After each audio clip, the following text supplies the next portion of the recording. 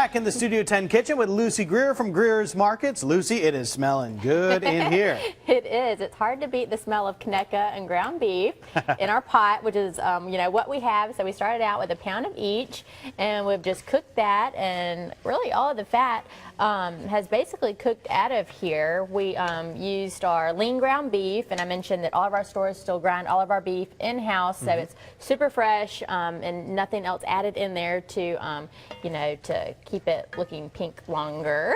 So now we're going to add our vegetables in here. So I have a red, yellow, and green bell pepper, and then I also have a small onion, so I just chop those up. Now, when you say you ground the beef and you have a butcher on site and things like that, is that, for the folks who don't know, is that rare, is that not common, or is that just, the old way of doing it? Or tell us a little bit more about that. It's very rare.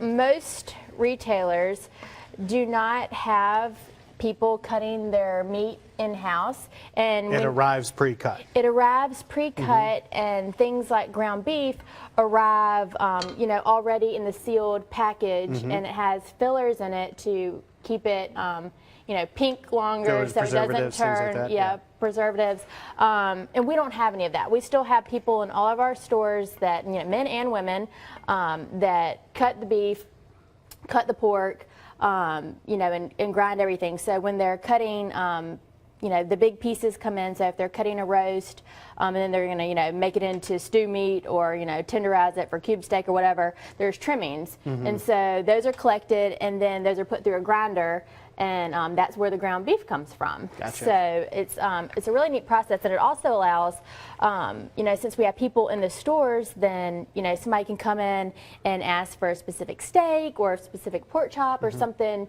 that they want a different thickness or anything, or a specific roast that they want tied or trimmed or whatever. So we have people on site that can help you do that. So we're still, being able to take care of customers as opposed to not having anybody in the store that can really do anything special. I think that's really kind of neat to point out, that locally family-owned regional touch that you're going to get with a local grocery store like Greer's, as opposed to what we were talking about before. I think that's kind of a really cool thing. Yeah, and I mean, the protein that we feed our families is so important. Right. We always talk about kind of meat being in the center of the plate, and that's just something that we haven't sacrificed. A lot of retailers, the competition out there in the grocery business is so tough that everybody's selling groceries now, and that's just something that we're not sacrificing, the quality of our meat, and the rest of all of our products. So we're able to compete on price and quality up against all those big retailers, and even better quality. So I really encourage everybody to shop locally. Everybody kind of wants to shop local, but then sometimes they don't, and they kind of wonder where our small businesses are going.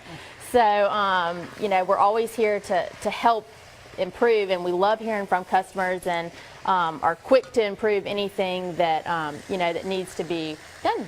Well, relatively kind of neat to point out that we're talking about this old traditional way of doing that in terms of the meat, whereas on the other side of it, you're at the cutting edge of technology by allowing people to shop online, pick up their groceries at the store, have them delivered, all that kind of stuff. Yeah, that is true. Definitely a juxtaposition. Our company is 101 years old, so we're always trying to expand and improve things for y'all.